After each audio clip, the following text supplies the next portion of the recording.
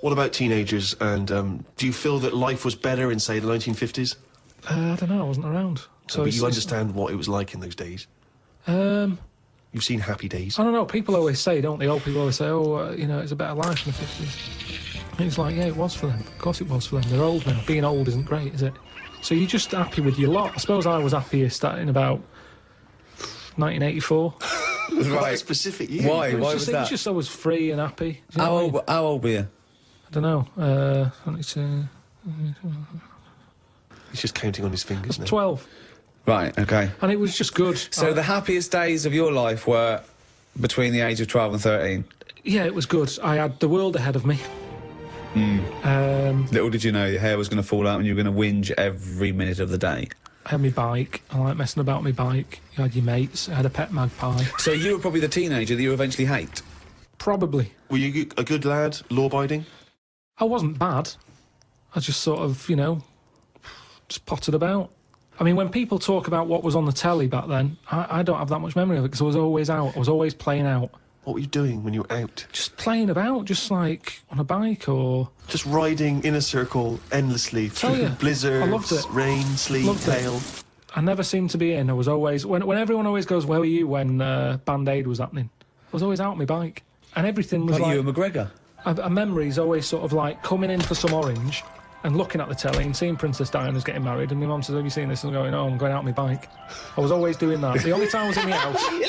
This is why you don't know anything, because you never stopped. Yeah, but this is what being a kid's about. But That's all what the I mean, being information free. you have, Carl, is as though you've gleaned it as you raced by on a bike. It's almost like, you know, every piece of information you have. Your hair blowing in the wind. Carl, your hair will blow out one day. Oh, don't talk stupid, ma'am. It was easy. So, yeah, 12 to 13 was good. But you see... And it was all downhill from then, was it? 13, you're a teenager then, aren't you? Life got tough. Yeah. How did it get tough? Just straight away when I was 13, my mum was like, you know, oh, it's your 13th birthday, you're a teenager now. Right. And she gave us a quid to go and get a cake to celebrate it. Went to the supermarket, got a cake, and I just thought, I don't like the look of this. Don't like the look of the way the future is here. On his 13th birthday! Well, you were buying a cake. What did you see at the supermarket? It was kind of like, I don't know, I suddenly felt grown up. I didn't like it. But I think you were always about 58, really, with your outlook. Well, yeah, my mum always said I was old. She said I was an old baby. She said I could frown before I could walk. So they always had a bit of a worry look on my face. Didn't say much, just always listened. My eyes moved about more than I did. Just sat there looking around, looking stressed. My eyes moved about more than I did. Oh dear, I couldn't walk. Well, I can't walk, but I'll try and get a bit of movement in my face. It's a workout, a baby workout. Oh, babies, well, if you can't walk, what about your face? Let your face do the walking. It sounds like that horror film. It sounds like Pilkington's Baby. Yeah. Just you lying there in your cot. I didn't like all the stuff that's set up for you. Like, my mum tried to send me to, like, a nursery. I said, no, I'm not having this. Just like that. I said when I'm older and I've got to go, I'll go, but let's leave out this bit. And she said, all right. She was... I love the fact he could reason with her. I love him. He's 3 years old with a pipe. She's going, you go to the nurse. She goes, I think not, Mum. I mean, kids don't play out, do they? Kids, you know, parents are scared to let the kids play out, and that's why the streets are dangerous now, because no one's playing out on the streets. Whereas when I was a kid, everyone was out on the streets. The streets were safer, because there was more people knocking about. Right. Let the kids play out. It must be like a constant, like a Larry painting, his front garden, do you know what I mean? Just loads of people just walking around. There was never any problems. I was sort of taken away by some fella. What? Whoa. No, I was playing about in the garden. Yeah. But my dad's mate, Tony, Yeah. he did tiling with him. He drove past, and he saw me looking a bit fed up, so he just leant over, picked me up, took me to the pub. Now, the thing is, there wasn't panic. People weren't going, oh, God, where's Carl gone? He's out. Just... How old were you? He's down the pub. Yeah, He's 4 years old, yeah. Well, he's only having a... He's down the pub with Tony, probably playing darts.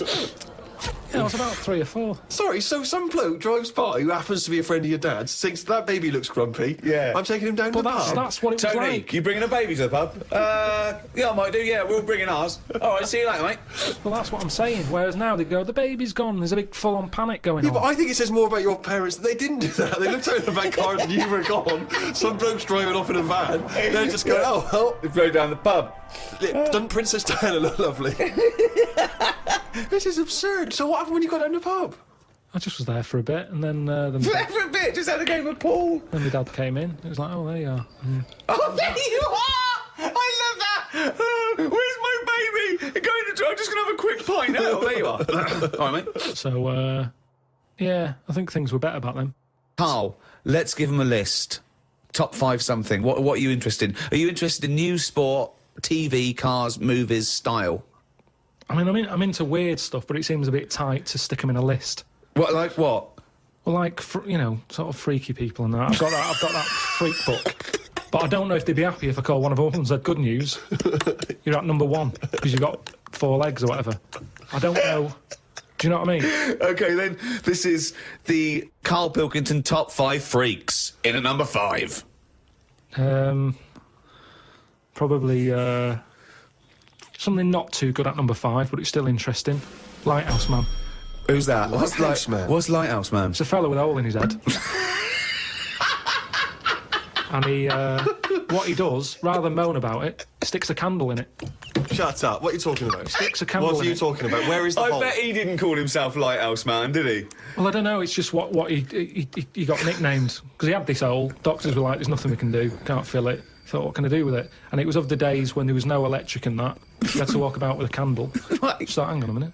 I can have both Got a hands little for candle you. holder here. Stuck a candle in it. And he just got nicknamed the Lighthouse Man. So again, it's not that amazing, but I like the way he was sort of energy efficient. So was it in his forehead? No, on the very top of his head. That's perfect. You don't want it in the forehead, Steve. You'd have to walk back with That'd your be neck ridiculous. cricked. So he was like a kind of human jack-o'-lantern. He's a Lighthouse Man. What, Steve, what Sorry, mate, yeah, I better forgot description about do you that. need than the Lighthouse Man? So yeah, he's probably at number 5. Wow, that's at number 5, Steve. Number 4. What about Pig-Faced Woman of Manchester Square? Again, you're getting what it says in the tin there, aren't you? Right. And it's just this woman who had a face like a pig. And the rumour was Yeah. that it wasn't a woman. Someone said it was a pet bear and they'd shaved it. That's what that's what Was I've this heard. someone? Was this someone you saw? Or No, that you no, just read about? this is going back. This is years ago. This is years and years ago. Yeah. When there was loads of like weird looking people. I mean, the fact that it's Pig-Faced Woman of Manchester Square Yeah. says that there might have been one in Piccadilly Circus. yeah, whatever. So there was a lot more of them knocking about back then. Let's assume that it was a woman, and the first one, you know, the Lighthouse fellow, he's a human. Do you think people would object because of their disfigurement, deformity, a bit like being called freaks? Do you think? Well, it gave them a purpose back then. See, if you were a freak years ago, there was work for you. You'd have these circus things. Now, if you've got a funny head, you're on the dole. Number 3? What about Elephant Man? Right. Stick him at number 3. He's number 3. He's surely the most famous freak ever to have lived, isn't he? He's the one who got me into it. Right. Yeah. Sure. He's sort of entry-level freak. Yeah. A gateway freak. Everyone is aware of him. If the Elephant Man still existed, right, and you got the opportunity to meet him, and you walked in, a couple of questions. 1, what would your first reaction be? And 2, what would you say to him? What would your first question be? How would I react? Well, I've sort of seen him enough now that it wouldn't shock me. So I don't even think I'd flinch. Okay. I mean, like I said, when I first saw you, that was a bit weird. But now, look, I can look at you, I don't double take or anything. What would I say to him, though? I'd probably say, where do you get that hat to fit you? You always had that on. Where do you get that from? That sort of flat cap that he's got. Yeah, that one, didn't he? So, yeah, I'd have him. So he's at number 3. Right. Elephant Man number 3. I can't wait for 2 and yeah. 1. Right. Okay. Number Well, I 2. know what my number 1 is. It's just number 2 now. I don't know his name, but there's a fella knocking about. Well, I don't think he's around anymore. But he had like a normal body. Looking at him, you'd go, "What's up with him? He's not a freak." Takes his undies off. Got 2 knobs. Right. Wow. Okay. Oh, he doesn't know where to start. I Do you don't think know. he uses them alternately, like have a wee out of this one, have a wee out of that one, or does he just like spread the load so he's weeing out of both? I don't think he knows. What do you I mean think it's he doesn't sort of know? like a lucky dip. When he goes to a urinal, Yeah. he can have a little bet with himself. He's just like, I don't know what's going to happen here. So do you reckon he holds them Holds both them out? definitely. So he takes his trousers down because I mean, you know, Yeah, he can't use a Y front. right? It'd be, Need more like a W front. Yeah. So he pops his cakes down there. I don't think it's that much of a problem. It's not like... Wow. I don't know. I'd prefer that than Elephant Man's head. Well, of course you would. Well, that's what I'm saying. What if you had Elephant Man's knob? Yeah, but it didn't work like that, did it? That's the thing. They said he had the body of an elephant, but that's the only thing that wasn't of an elephant standard. His knob was normal. Whereas with this fella, it's the other way around. Everything normal, take the pants off. Oh, well, what's going on here? But why would you ever take his pants off? No, I wouldn't. I'm just saying if... But why? I don't know why you'd be in a situation with this man with two knobs standing there with his pants on and you go pop your pants off. You're not a doctor.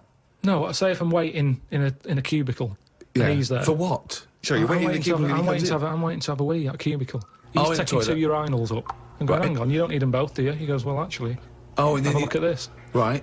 He's got two knobs. See, I didn't see him at two urinals. I saw him at one, maybe them pointing inwards. If you had that, and say the first time that you met Suzanne, would you mention that straight up? Would you say, right, before this goes any further, I've got something to show you? Well, let's see. Tell me exactly what you would say. You had normal head then, didn't you?